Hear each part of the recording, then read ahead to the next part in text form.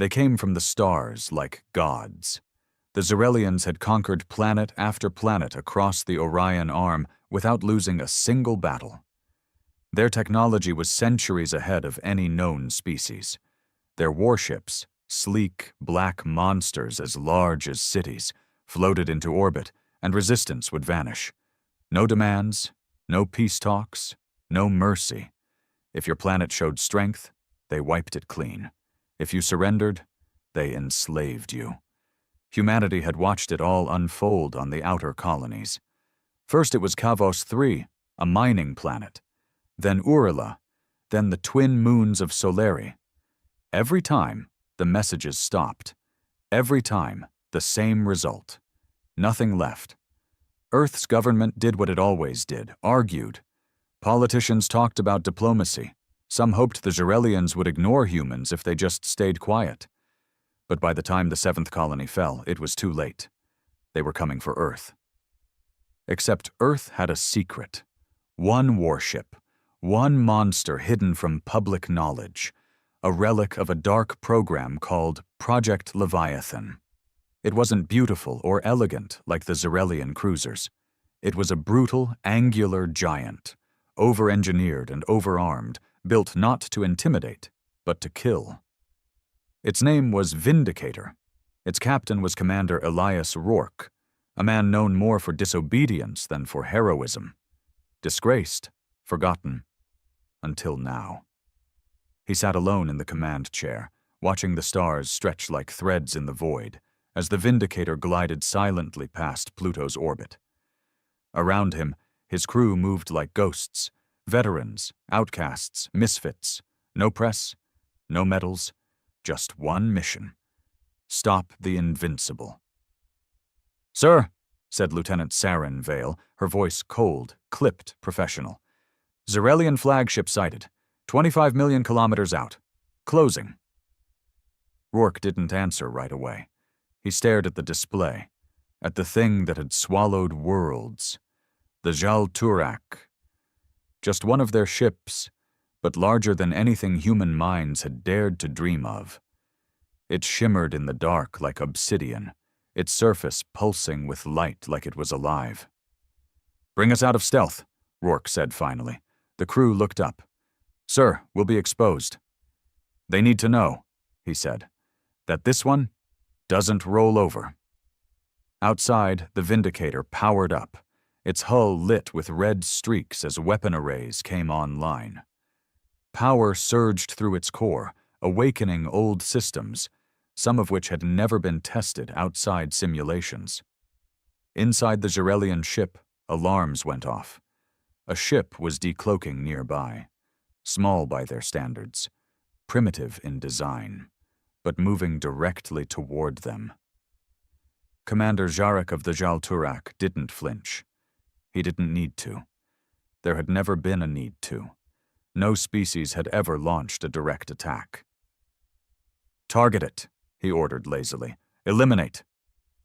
A sphere of plasma the size of a house blasted from the Jal Turak's main gun. It traveled at a fraction of light speed, and when it hit, it should have shattered any human ship. But the Vindicator didn't break. Its shields flared bright and held. The bridge shook, lights flickering, but the hull remained intact.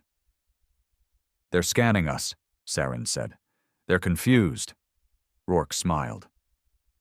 "Good." He turned to the weapons officer. "Fire." The Vindicator unleashed everything. Missiles with smart warheads spiraled out in all directions. Railguns fired slugs at such velocity they glowed like comets. A beam of concentrated ion energy cut across space, lancing the Jal Turak's forward array. For the first time in their campaign of destruction, the Xerelians saw something bleed. On the Jal Turak, chaos erupted.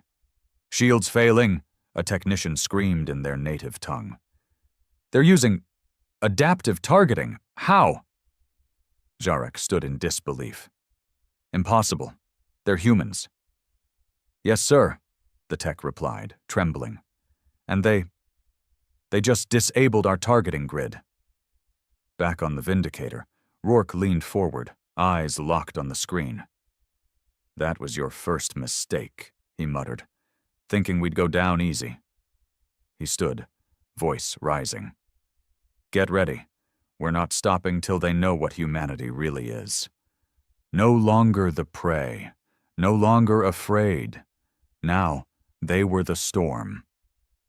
Silence didn't exist in space, but inside the Vindicator, it felt like the entire crew held their breath as the Jal Turak reeled from the surprise attack.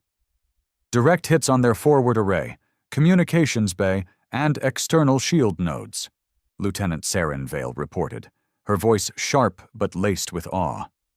They're wounded, sir. Bleeding power. Commander Rourke didn't blink. Don't let up. They're still alive. The Vindicator pivoted hard, the artificial gravity groaning as inertia dampeners struggled to adjust. Another volley of railgun slugs screamed across space, trailing streaks of white-blue light. Missiles split off, dodging plasma bursts from the alien ship as they homed in on vulnerable subsystems. On the Zarelian bridge, Commander Jarek clutched the edge of his command platform, his clawed hands trembling. Not from fear, but rage. Never had a species landed a meaningful hit on a Zarelian vessel. Never. How is this possible? He snarled. We've studied their technology for years. They're decades behind us. Unknown modifications, his lieutenant hissed. This vessel, it's not standard human design. They've hidden it from all known records. Jarek's voice dropped to a growl. Then destroy it. I want its wreckage studied and every name aboard remembered. The Jalturak's belly opened like a beast, unhinging its jaw, revealing a rotating cannon the size of a city block. From within, energy began to gather. Crimson, pulsing, unstable. Back on the Vindicator, sensors screamed warnings. Energy surge, shouted Chief Engineer Ramirez from below deck, patched in via comms. Bigger than anything we've seen. If that hits us, it's over. Rourke stood calmly. What's our window? 17 seconds, maybe less. Then we take the shot first. He turned to Saren. Fire the singularity lance. The room froze. Sir, that system? I know it's untested. I know we only got one damn shot. Fire it. Saren hesitated, then slammed her palm onto the activation panel. Deep in the core of the Vindicator, coils hummed with ancient energy. Developed under black-budget projects no one dared speak of, the Singularity Lance wasn't a beam or a missile. It was an artificial micro-black hole, stabilized for launch and aimed with quantum precision. A high-pitched whine echoed through the hull as the ship trembled. Then the weapon fired. A ripple distorted space between the two ships, like a smudge across reality itself. The black sphere darted forward, silent, elegant, unstoppable. The Jal Turak's cannon had just begun to unleash its own beam when the sphere punched through its forward armor. For one horrifying moment, the beam bent toward the singularity, then collapsed inward. The explosion wasn't bright. It was quiet, like the universe holding its breath. The front of the Jal Turak folded in on itself, crumpling as the miniature black hole devoured metal, energy, and lives with the quiet hunger of a god. Then it collapsed, gone as fast as it came, leaving behind nothing but wreckage and silence. On the Vindicator, alarms cut out. The rumble faded. The bridge remained still for a heartbeat. 2, 3. Then the crew erupted into cheers. Ramirez shouted triumphantly over comms. Saren leaned forward, blinking in disbelief. Even the navigation AI, cold and dispassionate, emitted a ping of completion. Holy hell, murmured Weapons Officer Jenkins. Did we just do that? Rourke didn't smile. His face was still stone. One down. He knew better than to celebrate. The Zarelians were never alone. Sir, Saren said, voice sobering. We've got movement. 6 more ships inbound. Smaller than Jal Turak, but fast. Looks like strike cruisers. How long until they get here? 4 minutes, maybe less. Damn. Rourke stood. Status on Vindicator? Ramir's voice came through again, strained. That shot fried half the systems near the Lance array. We're down to 80% shields, propulsion at 75. We can still move, but not like before. Understood. Rourke tapped his command terminal, eyes narrowing. Prepare Phase 2. Phase 2. The part no one ever wanted to use. In the depths of the Vindicator, hatches hissed open, 4 smaller vessels, stealth fighters with reverse-engineered alien tech, launched from the bay. Piloted by the most reckless pilots in the fleet, these ships weren't meant to win. They were meant to distract, to bleed, to stall. Black arrows deployed, Saren confirmed. They know what they're doing. Rourke watched them disappear into the dark, 4 arrows against a hurricane. They always did. The black arrows sped toward the incoming Zerelian cruisers, weaving through debris and jamming signals as they went. One pilot, Jack's Deadeye Marlowe, patched in briefly. "Captain," his voice said, calm even now. "If I don't make it..." "You'll make it," Rourke snapped. Jax chuckled. "Sure I will. But if I don't, make them bleed, yeah?" Then silence. The Vindicator turned slowly, putting its bulk between Earth's outer moons and the incoming enemy. On every human channel across the system, civilian and military alike, images of the lone human warship standing its ground broadcasted like wildfire. Families on Earth watched. Soldiers across colonies watched. And for the first time in decades, they believed. Inside the lead Zerelian cruiser, the new commander, Captain Kithis, studied the wreckage of the Jal Turak. "This is not war," he said slowly. "This is insult. A lower species dares wound us." An aide hissed a question. "Shall we contact High Command?" Kithis shook his head. "Number, they'll mock us for needing help. We end this now. Begin fleet bombardment pattern Theta." The strike cruisers opened fire. Twin lances of light streamed toward the Vindicator. Plasma shells and ion missiles flooded space. One of the black arrows twisted through the barrage, returning fire before a beam sliced through its cockpit. The ship spun out and exploded silently. Jax's voice never came back. Inside the Vindicator, damage reports flowed like water. Sections of the outer hull ruptured. Automated systems fought to keep life support online. "We're holding," Saren said, though her voice cracked. "For now." "We don't need forever," Rourke replied. "Just long enough." "Long enough for what?" the AI voice chimed in. "Energy spike detected near Saturn's rings. Human vessel arriving via quantum fold.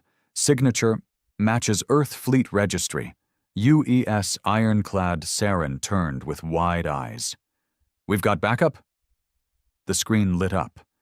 From the dark curve of Saturn, another warship blinked into existence. The Ironclad, older than the Vindicator but still massive, emerged with weapons hot. A second voice chimed in through comms. "Commander Rourke, Admiral Chen, Ironclad, you started the party without us?" "Had to," Rourke said dryly. "Glad you showed up." Chen's voice turned serious. "We brought the cavalry." Moments later, 5 more human ships appeared. Frigates, retrofitted destroyers, even an old orbital cannon platform dragged into battle by tugs. Not elegant, not flashy, but human. All of them turned toward the Zerelian cruisers. For the first time, the numbers weren't one-sided. The enemy hesitated. They weren't used to hesitation.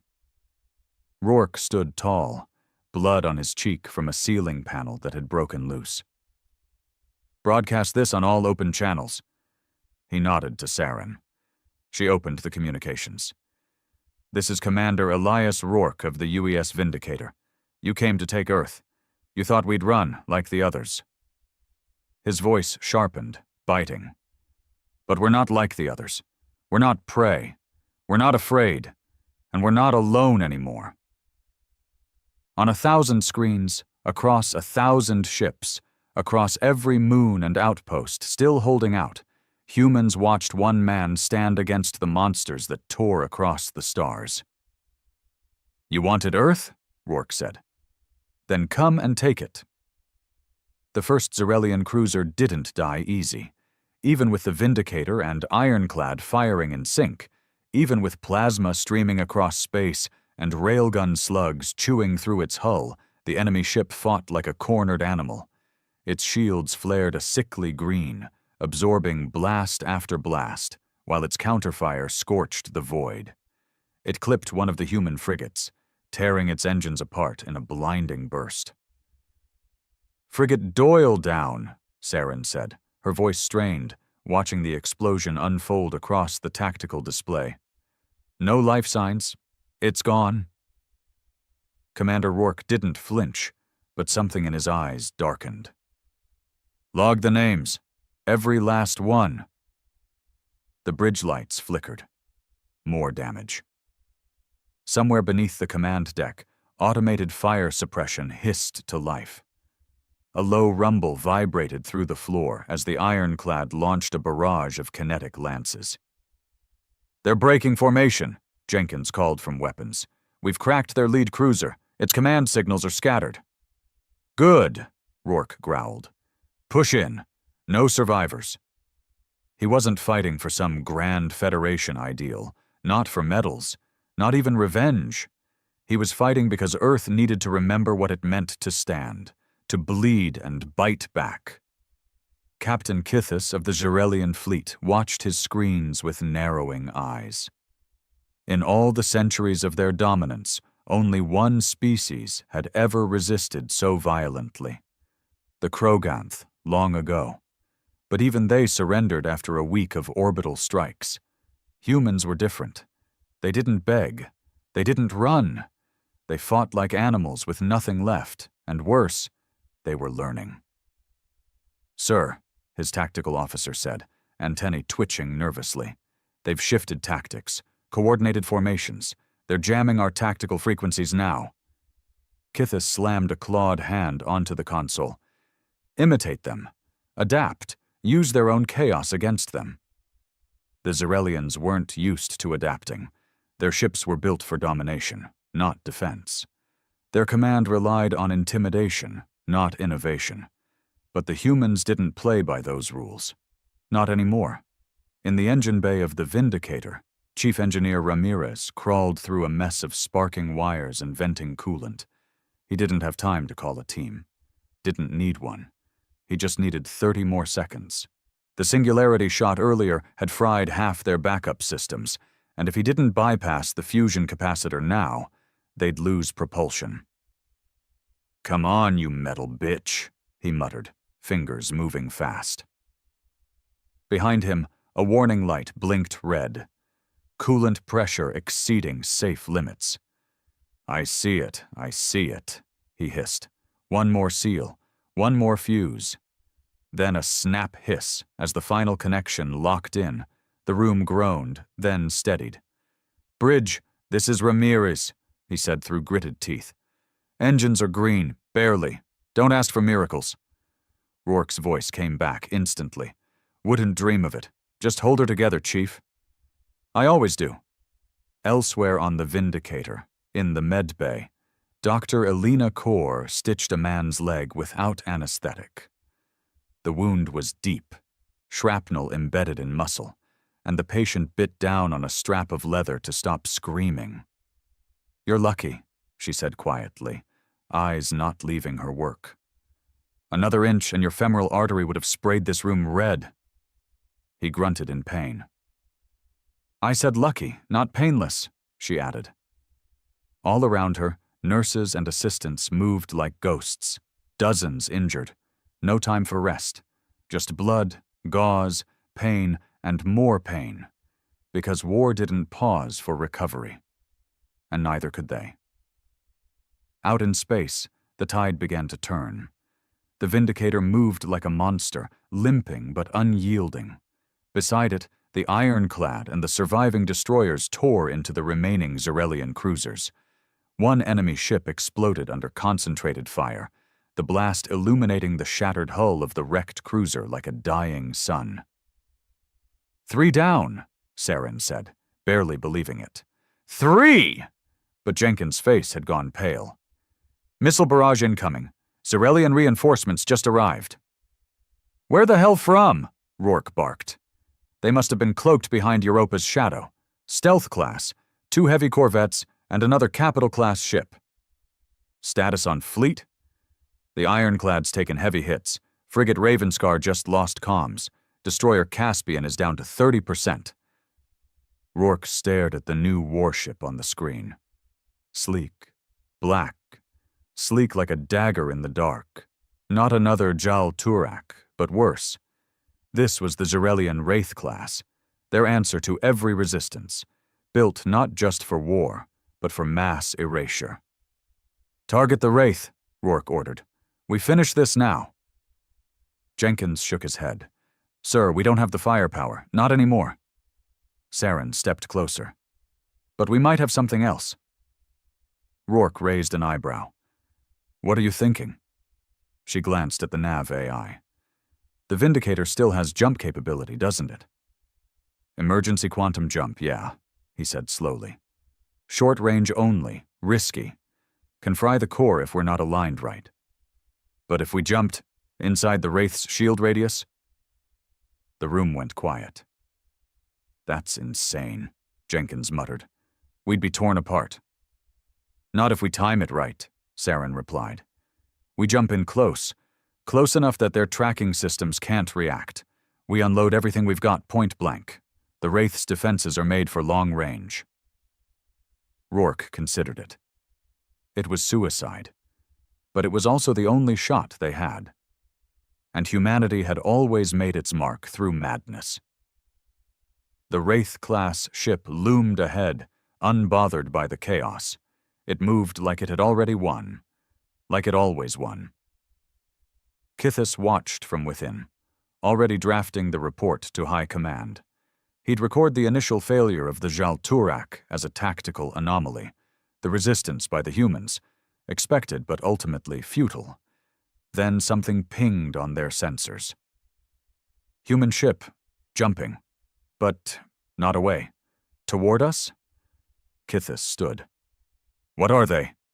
And then the Vindicator tore into real space inside the Wraith's shield envelope. It was close enough that Rourke could see the alien hull through the bridge viewports. The Zarelian ship was massive, smooth like obsidian glass.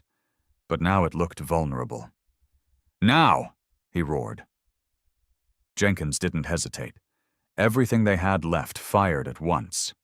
Cluster torpedoes drilled into the Wraith's hull, splitting open like flower petals of flame. Rail slugs dug into its core. The final barrage of ion beams overloaded its reactors. From the medbay to engineering, from the bridge to the last hangar bay, the Vindicator groaned and screamed under the recoil. The Wraith didn't explode right away. It cracked, lines of light breaking through its surface, splitting it open like an egg. Then it detonated in total silence, consumed by fire and vacuum. The Vindicator was hurled backward, shields buckling, power flickering. But it held. Against every expectation, against every law of war and probability, it held. 20 minutes later, the field was still. The enemy ships, gone. The Zarelians, defeated for the first time in their history. The price had been unbearable. Only 2 human ships remained operational. Hundreds dead. Thousands wounded. But Earth was safe. Rourke sat in his command chair, blood drying on his temple, eyes staring at the stars. Saren approached quietly. "They're retreating. No more pings, no signs of tracking." He nodded slowly. "Good." She glanced at the screen. "We'll be in history books, you know. You especially." He snorted. "Let them write what they want. We didn't do this for stories." "No," she said. "We did it because no one else would." In the distance, the shattered rings of Saturn glittered. Humanity had sent one ship, one relic of a forgotten war, and it had stood. The stars didn't care about victory. They shone the same over wreckage as they did over triumph. 2 days after the battle near Saturn, the Vindicator floated in silence, patched and limping back toward Earth orbit. Its hull was scorched black in long streaks, parts of its outer frame missing entirely. Only half the lights on the bridge worked. A soft flicker of emergency orange cast long shadows on the walls. Commander Rourke stood alone, watching Earth grow larger on the central screen. Below him, a rising sea of blue and green. His home, his species, unaware, mostly, of how close they'd come to extinction. Saren Vale entered quietly behind him. She moved slower now. Her ribs were still healing from when an impact threw her against a bulkhead. But she hadn't stopped working since the fight. "You should rest," she said gently. "Medbay cleared out half its beds for the new arrivals. You're overdue." Rourke didn't look at her. "I don't rest. Not yet." Saren stepped beside him, arms folded. "Then at least eat. You've had nothing since the black arrows fell." He turned at that, face unreadable. "They bought us the time we needed. We'll honor them properly, after the debrief." There was a long silence. Finally, Saren asked, "Do you think this is it? The end?" "No," Rourke replied. "It's just the beginning." On the surface of Earth, panic met celebration. News feeds everywhere ran the same headline: "Human Warship destroys Zerelian fleet." Across the unified Earth cities, people wept and cheered. Holograms replayed Vindicator's final attack in glorious, filtered detail. Clean, bloodless, with none of the terror or loss. Governments broadcast statements of unity. Recruitment booths overflowed. Children waved flags. Old men lifted glasses. But beneath that joy, fear crawled. Because if the Zerelians could be hurt, they could also get angry. Inside the Global Security Council, high above the megacity of New Geneva, 12 men and women in perfect suits stared at each other over polished steel desks. "Commander Rourke went off mission," said Councillor Danzel, voice cold. "His orders were to defend the Sol perimeter, not to engage directly." "He saved Earth," replied Councillor Thandi Mbatha, her eyes sharp. "And for once we proved that we aren't the galaxy's whipping post." "Temporary," Danzel said. "We've awoken a beast, and we don't know how many more they can send." General Misha Yoon leaned forward. "The Vindicator was our last deep-segment warship. If they send a full armada, we can't match that." Councillor Arjian tapped the desk. "Unless we finish Project Aegis." The room went still. Mbatha frowned. "Project Aegis was shelved, unstable, experimental, but designed specifically to counter Zerelian tactics," Arjun interrupted. "We've seen it. Their arrogance is their flaw. Aegis was built to exploit that." Yoon looked to the ceiling, then muttered, "God help us all." Back on the Vindicator, the dead were being prepared for release. It was a quiet ceremony. The survivors lined up in the lower hangar, dressed in their best surviving uniforms.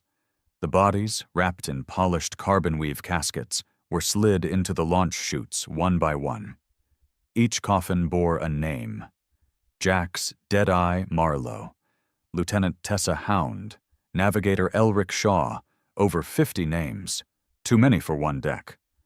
Rourke spoke from a simple platform. They were soldiers, yes, but more than that. They were the spark. They proved that when pushed, we don't break. We burn. He paused. And the universe has now seen what it looks like when humanity burns back. With the press of a button, the caskets launched, slow, dignified, into the dark. One by one they vanished into the vacuum, drifting toward the stars they died under. Not a word was said afterward. Just silence. In deep space, far beyond the edge of the Sol system, the Jarelian High Command convened inside the living chamber of the emissary throne. The room wasn't built of metal, but grown. Pulsing veins of purple and silver ran along its walls. The Jarelians didn't build with steel. They bred their technology. Everything in their warships was alive. At the center of the throne chamber sat High Warlord Kazith, a being taller than any human, draped in layered exoskin that gleamed like wet obsidian. Before him knelt Kithis, still bruised, his eyes low. "You failed," Kazith hissed. "You let our kin die. Our cruiser, our Wraith class, destroyed by primitives." Kithis flinched. "They have evolved, my lord. Hidden capabilities. They possess weapons that mimic singularity compression. It was—" "You were warned," Kazith interrupted. "They are not like the others. Not anymore." The emissary's advisors spoke through whispers, their tongues clicking and curling like insects. "They have awakened what should not have awakened. They broke the legacy of the Jal Turak. They cannot be allowed to rise." Kazith's eyes narrowed. "Then we will strike, and this time not with arrogance." 1 week later, Rourke stood inside the Federation Assembly Chamber on Earth, wearing a fresh uniform that still didn't feel right. He'd shaved, brushed his hair, cleaned the blood out of his nails. But inside, nothing had changed. He stood before hundreds of delegates, streamed across thousands of systems. Holos showed his face everywhere. He hated it. Counselor Mbatha introduced him. This man stood against the storm, not with a fleet, not with permission, but with resolve. And because of that, humanity stands free. For now. The applause was thunderous, but Rourke didn't smile. He stepped to the podium and said, "We didn't win." A hush fell. "We survived, barely. The Zarelians lost a few ships, yes, but they'll come back. And next time they'll bring more." Murmurs filled the hall. Rourke raised a hand. This wasn't a victory. It was a warning shot, one they didn't expect. But we won't get that surprise again. If we don't prepare, if we don't unite, not just Earth, but all humans, all colonies, then next time we'll fall. He let the silence drag. And this time, there won't be anything left to crawl back from. That night, in a private hangar beneath New Geneva, Rourke was taken to a hidden chamber. A dark room. Cold. Inside, on a raised platform, rested a ship. Not like the Vindicator, smaller, sleeker, sleek like death. "This," said Admiral Chen, who had flown in personally, "is Aegis I, the first of its kind." Rourke circled the ship slowly. No visible weapons. They're internalized. No crew pods. It doesn't need many. Rourke looked at him. "You want me to fly it?" "We want you to lead the squadron." Saren Vale stepped out from behind the ship. "Already signed up," she said with a slight smile. Rourke blinked. Someone's got to keep you alive." He shook his head slowly. "So this is it." Chen nodded. "The war's not over. It's just changing." And as Rourke looked up at the ship, black as a void, sharp as a blade, he understood. The Zarelians had seen humanity as soft, breakable. But now they would see what humans looked like when they fought not for victory, but for survival. And survival made monsters of them all. The stars above Mars were quieter than those around Earth. Maybe it was the distance. Maybe it was psychological. But for Commander Elias Rourke, the silence felt heavy, heavy like a storm brewing just beyond the horizon. He stood on the outer deck of Aegis Station, orbiting the red planet like a predator waiting to pounce. Below him, Mars glowed like a scarred ember, dotted with abandoned colonies, half-finished mining grids, and underground labs too dangerous to place on Earth. This place didn't appear in official records. Not anymore. "Aegis Squadron is ready," said Saren Vale, stepping beside him. Her uniform bore no insignia now, just the black and silver of Project Aegis. Unofficial, unsanctioned, pure shadow warfare. 5 ships total? Rourke asked. 6, she corrected.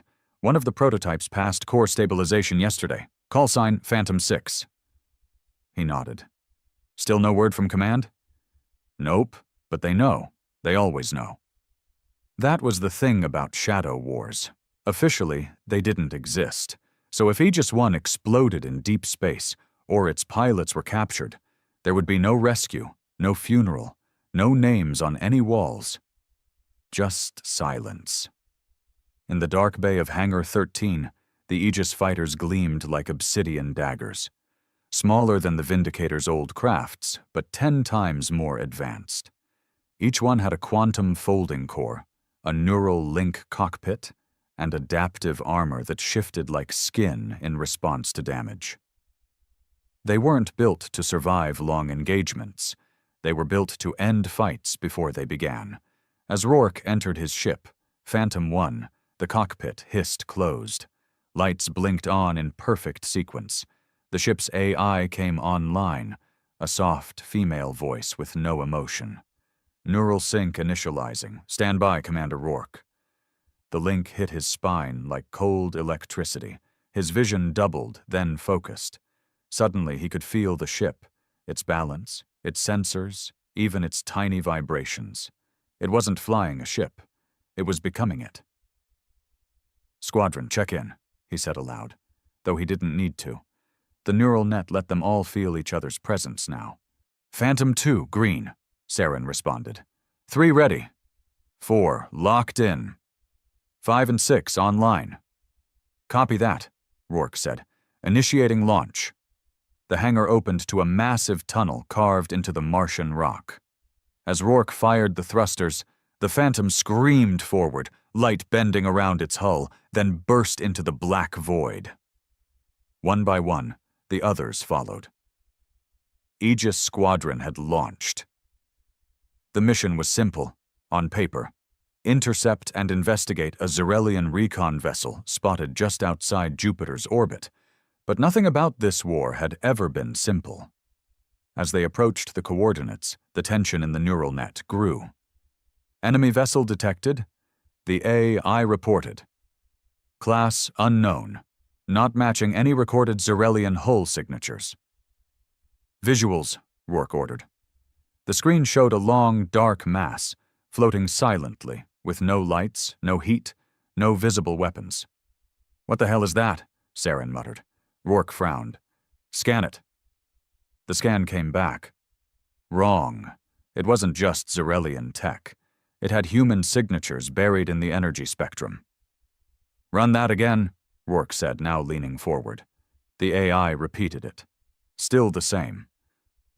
There's Terran alloy embedded in its outer shell, said Phantom 4, and an energy pulse that matches old Earth stealth beacons. Wait, Saren whispered. Is that one of ours? Before anyone could respond, the object lit up, not with weapons, but with holographic data.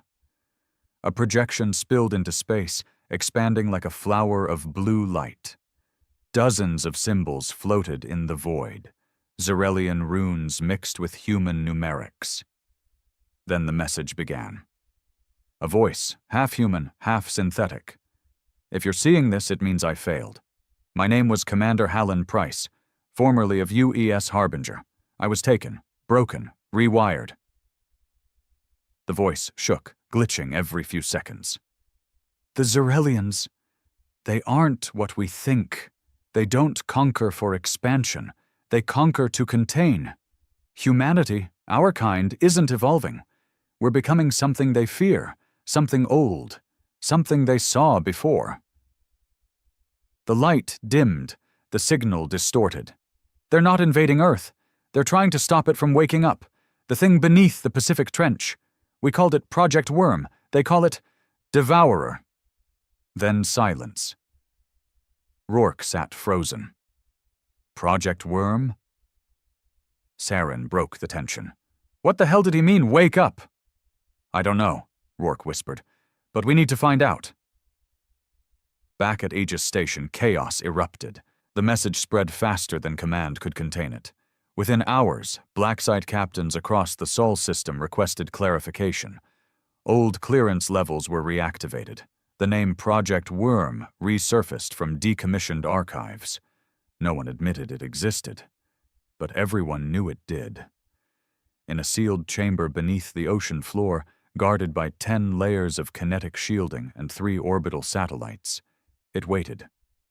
Not a weapon, not a base, a living thing. Something that had been there before humans were even born. And Earth had buried it.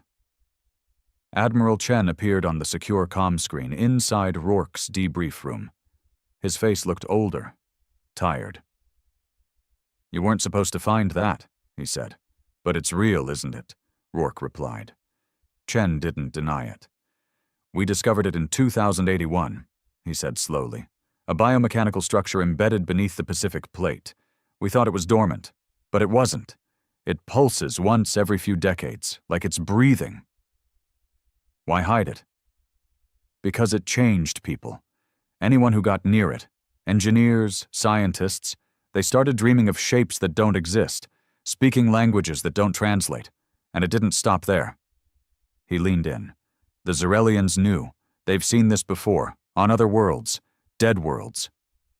So they kill off species before it activates? Yes. That's why they conquer, not for empire, but out of fear."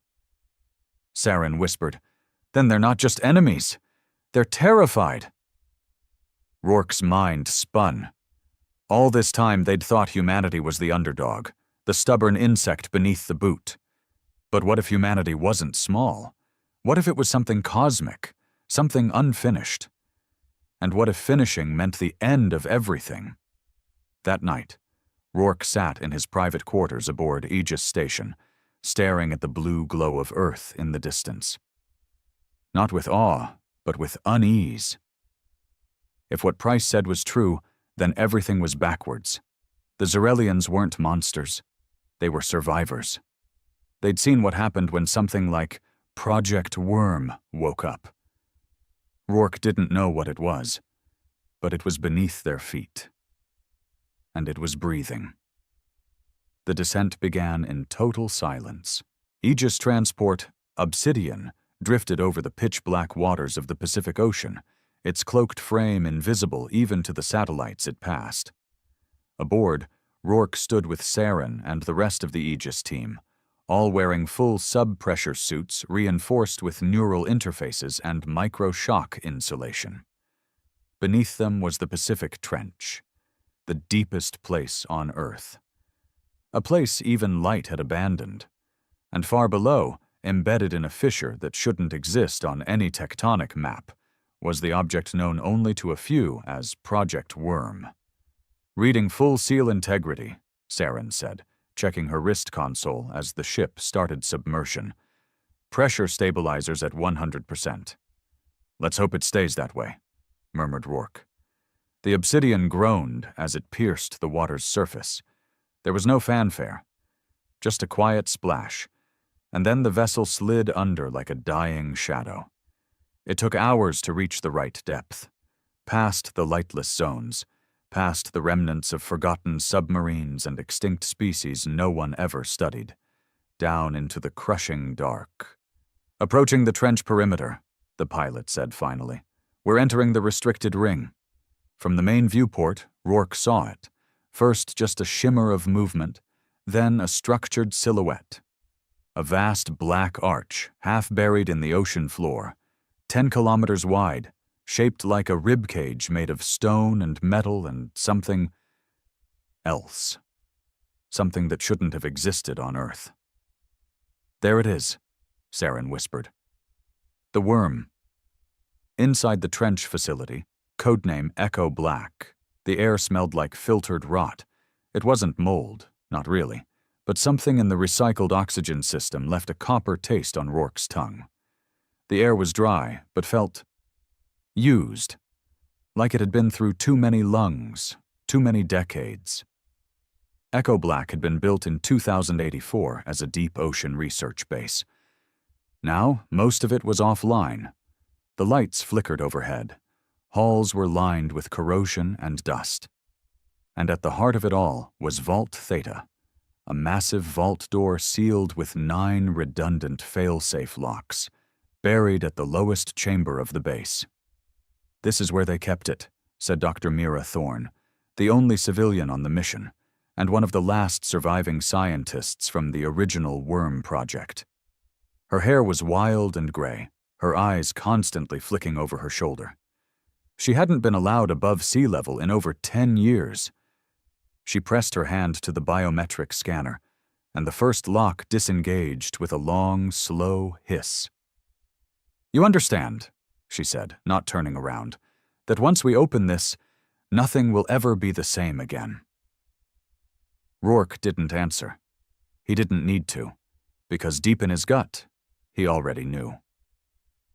When Vault Theta opened, the temperature dropped. Inside was a massive cylindrical shaft that descended further into the trench rock, spiraling down like a drill. Along its walls were ancient markings, not etched but grown, like the stone itself had folded around the language. At the bottom was the worm, not a creature, not a machine, but a seed. It pulsed with faint green-blue light, perfectly smooth, floating just above a curved pedestal of fused rock. Around it, faint trails of energy hovered like dust in moonlight. "No one knows what it's made of," Mira whispered. "Our scans can't penetrate the shell. Radiation levels fluctuate but never breach safety levels. It doesn't respond to physical contact." "So how do we know it's alive?" Saren asked. Mira looked at her. "Because it dreams." She led them to the adjacent monitoring room. Old screens buzzed with broken feeds. One, however, still worked, showing a 3D model of brainwave patterns. "They're not ours," Mira said. "Not even human. But every few days it emits these waves. They resemble REM cycles. Sometimes the waves change frequencies as if responding to proximity." "Responding to what?" Rourke asked. "To us," she whispered. "To humans." Hours passed as the team scanned and studied the seed. The obsidian remained on standby above, tethered to Echo Black by a data umbilical. Rourke stood near the chamber, staring at the pulsing core. His neural link buzzed softly. Then something else happened. He felt a pull. Not physical. Not in the room. Inside his head. He blinked. For a split second, the world went black. And then he saw something else entirely. A world on fire. Not Earth. Somewhere else. Alien structures burning. Zerelians running. Not fighting. Fleeing.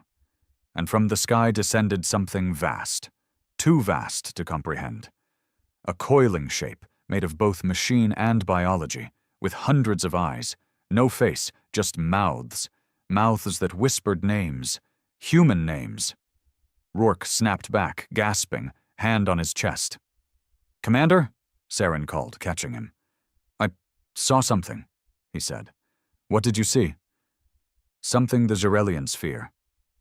He looked down at the seed. It pulsed again, slightly brighter this time. "It's not just dreaming," he whispered. "It's watching." Meanwhile, across the system, the Zerelian fleet stirred. High Warlord Kazith stood in the central chamber of the Ziggurat Prime, flanked by 10 elite mind scribes. A map of Earth's solar system shimmered before them. Red symbols blinked along the outer ring. A single white dot pulsed inside Earth's perimeter. "The seed is active," one scribe said. "The humans have breached the chamber." Kazith's mandibles clicked together slowly. "Then we strike now." "Their world will burn," said another. Kazith raised a claw. "Number not yet. We cannot let them bond with it. If the seed links to human neural architecture, if it chooses one of them—" He didn't finish the thought, because the only thing worse than the seed waking up was it choosing. The devourer wasn't a weapon. It was a gate. a gate to something behind reality. And once, long ago, the Zerelians had watched another species walk through that gate and never come back. Back in Vault Theta, Mira stared at Rourke as he recounted what he saw. "It's trying to communicate," she said. "It's never done that before." "Because it never had the right person," Saren replied, her gaze locked on Rourke. He frowned. "What do you mean?" "You linked with it, even if just for a moment. You saw its memory, its warning. No one else has." Mira was already scanning his vitals. "His brainwaves. Look at this. They match the outer layer of the seed's pulses. It's resonating with him." "So now what?" Rourke asked. "I'm some kind of messenger?" "No," Mira said. "You're something worse." She walked to the window, staring at the glowing core of the seed. "If it chooses you, if it opens, you won't be human anymore." That night, as the others slept in shifts, Rourke stayed in the observation chamber, watching the seed pulse slowly. Calm, almost peaceful. He placed his hand on the glass. "I'm not afraid of you," he muttered. As if in answer, the seed pulsed once more, then again, then faster. Lights flickered throughout the station, alarms triggered. An object was descending from orbit, a Zerelian stealth pod, small, fast, and designed to pierce ocean depths. Inside were 5 elite infiltrators, coming for the seed, coming for Rourke. Echo Black was never designed to be defended. It was built in secrecy, meant to observe, not to withstand a direct assault. And yet, as the alarms blared and red emergency lights flickered down the long, rusted corridors, the men and women stationed within felt the crushing weight of war pressing through the ocean above them.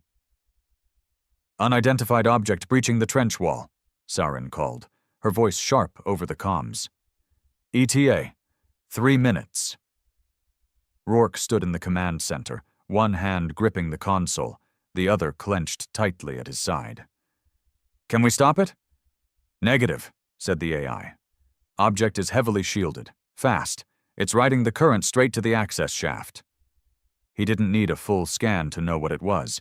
Zerelian infiltrators. They weren't soldiers. They were assassins, designed for a single purpose: eliminate threats to the greater galactic order. This time, that threat was him. Dr. Mira Thorne ran her fingers across the seed's chamber glass, watching its glow intensify. "It knows," she whispered. "It feels them coming." The seed pulsed rapidly now, the once slow, dreamy thrum now pounding like a second heartbeat.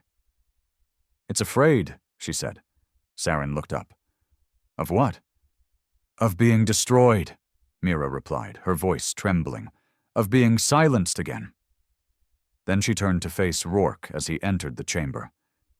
"You need to leave," she said. "I'm not leaving it." "This isn't about the seed anymore," she said, eyes wide. "This is about you. You're not the same as before." Rourke paused. He'd felt it too. The last time he touched the glass, it hadn't just shown him visions. It had stayed with him.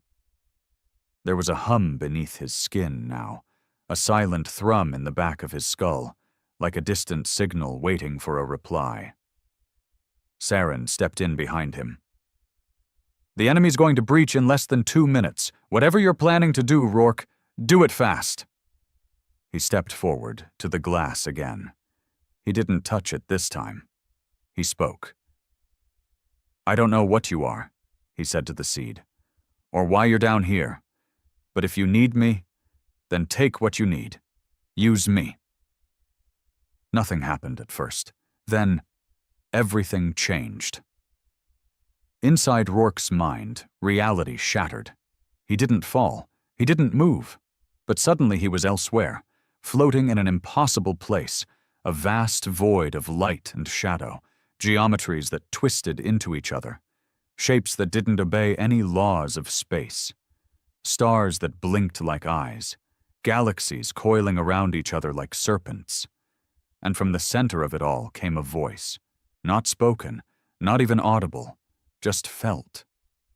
You are the key, the final echo, the memory of what was and what may be again. Rourke tried to speak, but no words came. The voice, its presence, wrapped around him. You were never meant to be what you are. You are acceleration, catalyst, the shape that survives collapse. What are you? He finally managed to think. I am not the worm. I am what came before. I am what lies beyond your extinction. And in a flash, Rourke saw a glimpse of it. A race not human, not Cerelian, older than stars, a civilization that unlocked the core truth of existence, and in doing so broke reality. They opened the seed, and what emerged from it didn't just consume their world, it rewrote it. Rourke screamed, except he didn't have a mouth here, just thought, just feeling. The voice whispered once more. Now they fear you, because you are becoming what they failed to contain.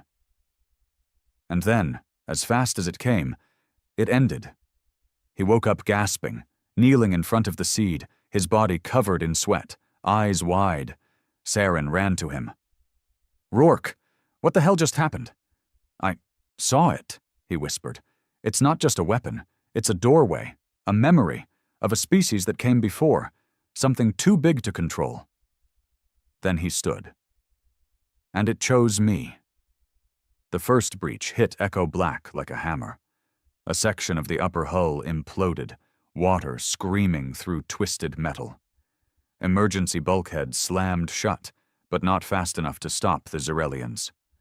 5 infiltrators, armored in black organic exosuits, crawled into the base like insects, their limbs bent in unnatural angles, their eyes glowed like molten stars. Seal the seed chamber, Saren shouted, raising her rifle. It won't hold them, Mira warned. Then we hold the line ourselves. Outside the main vault, Rourke stood shoulder to shoulder with Saren and the others. They were outgunned, outclassed, but not outwilled. Here they come, shouted one of the security officers. The hallway exploded into chaos. The Xerelians moved like bladed wind. Fast, surgical, they cut down 2 guards before anyone fired a shot. The air filled with smoke and blood. Saren dropped to one knee, squeezing off 3 rounds that hit one of the infiltrators square in the chest. It stumbled, then fell, its armor hissing as it bled thick black fluid. Got one, she yelled. Another charged Rourke, its claws aimed at his neck. But before it could strike, Rourke caught it mid-air. Time slowed. He twisted, snapped its spine with one hand. Saren stared at him. What the hell? I don't know, Rourke muttered, breathing heavy. I just moved. The seed was still glowing behind the glass, still pulsing, still sharing. One by one, the infiltrators were cut down, but not before breaching 2 more corridors. The base shook violently as another section collapsed under the trench pressure. Water flooded the north labs. Emergency beacons blinked red. Dr. Mira ran into the seed chamber. It's stabilizing, she shouted. It's using him, Rourke, to focus its output. It's trying to lock on. To what? Saren asked. To the source. To whatever's out there, whatever it came from. Rourke stumbled. His head burned. He saw more flashes. A spiral of dead stars. A temple beneath ice. A voice whispering, Complete the echo. Bring the gate home. Suddenly, the seed began to lift. Not high, just a few inches. But it was enough. The pedestal beneath it cracked, revealing a swirling mass of light and black tendrils. A conduit. A biological relay of some kind. Oh my God, Mira breathed. It's not dormant. It's incubating. It's calling out. Rourke backed away. I don't think I can hold it, he said. And then the comms crackled. Commander, came a familiar voice. Admiral Chen. We've got incoming. Xerelian Armada just dropped out of fold space above Earth. 20 warships. They're coming to wipe us out. Saren's face paled. This is it, she whispered. They know. Chen continued. They're not issuing ultimatums. They're not even jamming us. They've come to end the species. We've got maybe 6 hours. Rourke turned to the seed. Then I need to open the gate. 6 hours. That was all Earth had left. Above the atmosphere, the Zarelian Prime Armada hung like a funeral shroud. 20 ships, each one capable of glassing continents. There was no bluff, no transmission, no demand. They weren't here to negotiate. They were here to erase a threat before it could evolve any further. Inside the fractured walls of Echo Black, 3 miles beneath the Pacific Trench, Commander Elias Rourke stared at the seed, its glow now a full bloom of swirling green and black light. It no longer pulsed slowly. It vibrated like a heart pounding in a body ready to awaken. Status? He asked, voice low.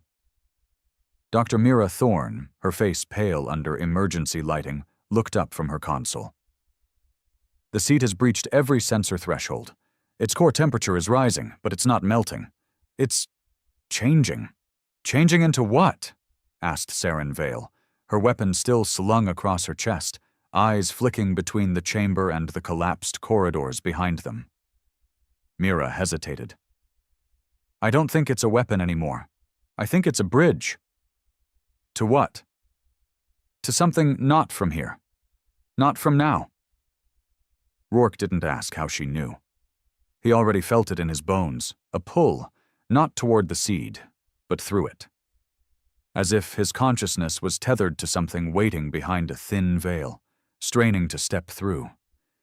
He hadn't slept since the link began, but he didn't need sleep anymore. He didn't feel hunger, didn't feel cold. The seed had changed him. He wasn't sure if he was still entirely human.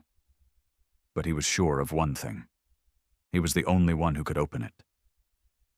In orbit, Admiral Chen stood aboard the Ironclad II, watching the Zarelian formation through the main screen. His hands were clasped tightly behind his back. His face held no emotion. Any word from Rourke? A lieutenant asked. No, Chen replied. Do we engage? Chen looked at the tactical readout. Earth's remaining defenses were pitiful. Even after upgrades, Earth's orbital grid and fleet were like slingshots facing tanks. He said nothing for a long time. Then, we hold until the end. Back in Echo Black, the tremors grew worse. The trench was beginning to collapse under its own seismic stress. Whether from the seed's energy surge or the destruction above, the base wouldn't survive much longer. Saren gripped Rourke's shoulder. We have to go. Now you can't do anything else here. I have to, Rourke replied. His voice didn't sound like his own anymore. It's not done with me, Mira, frantic, shouted. If you open it without understanding, without the protocol, we don't know what will come through. You could destroy everything. He turned to her, eyes glowing faintly now, barely visible unless you looked closely. You don't understand. It's not coming through. It's already here. And then, the seed split open. No explosion, no shockwave, just a crack like splitting an egg, and inside, folded like an origami of flesh and code, was a shape. A small figure. Not alien, not machine. Human. A perfect replica of a man. Tall, black-haired, no older than Rourke, but with eyes that shimmered like galaxies. He stepped forward barefoot on the chamber floor, naked but not exposed. Saren raised her weapon instinctively. The figure raised a hand. No harm, it said, in Rourke's exact voice. Rourke's mouth went dry. Who? What are you? The figure smiled faintly. I am your completion, the part of you left behind by time. Are you from the seed? No, it replied. I am the seed, and I am you. The figure turned to Mira, then to Saren. When your kind evolved, it continued, you left echoes behind. Code, memory, possibility. I am the culmination of what you could become. if unshackled. The Zerelians feared me before they even met you. Why? Mira whispered. Because I am the moment their order ends. I am the chaos they cannot predict, and now I must choose. Choose what? Rourke asked, stepping forward. The figure faced him directly. Whether to evolve you, or erase you. In space, the Zerelian fleet began to move. Weapons charged, their forward units positioned to strike. Earth's orbital warnings screamed across every city. Sirens blared, panic swept through the streets. But in that chaos, something new appeared. A signal. One single pulse, beamed from the trench up through layers of water, rock, and atmosphere. It was not human. It was not Zerelian. It was other. Every ship in orbit paused. Sensors scrambled. AI systems glitched. And then, one by one, Zerelian ships shut down. Not by attack. Not by hacking. They simply stopped moving, like they were frozen in time. Rourke stood before the figure. His hand trembled. What did you do? I made a decision, it replied. Your species is not ready, but you are on the path. Then, we're not dying? The figure turned to him one last time. You survived the test, but you must never seek to open the other gates. What gates? There are many, across stars, across time, and one by one they will call to you. Will we become like you? Rourke asked. The figure's smile vanished. Number, if you are lucky, you will remain human. Then it stepped backward into the seed, and in a sudden flash of white, both vanished.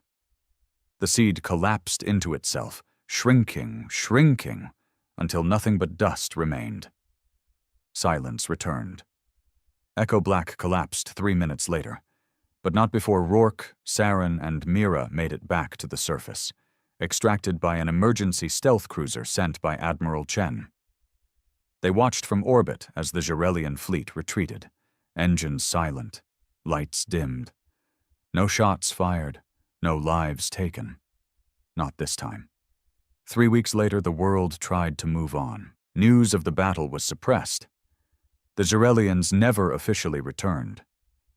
The skies were clear again. But whispers grew. People spoke of a signal that reached the edges of known space, a pulse, a call, and somewhere, far away, something heard it. Rourke stood alone on a quiet beach in South Africa, staring at the ocean that had once hidden humanity's darkest secret. Saren joined him, a cup of coffee in her hand. You okay? She asked. He didn't answer. Are you still you? She asked softly. He looked at her. I think so. But part of you is still connected. He nodded. Are we safe now? For now. She handed him the coffee. You'll let us know if that changes? Rourke smiled faintly. I won't have to, he said. You'll feel it. We all will. They stood in silence, the waves washing over the sand. And deep beneath the earth, the memory of the seed slept again. But it wouldn't sleep forever, because humanity wasn't finished. They had just begun.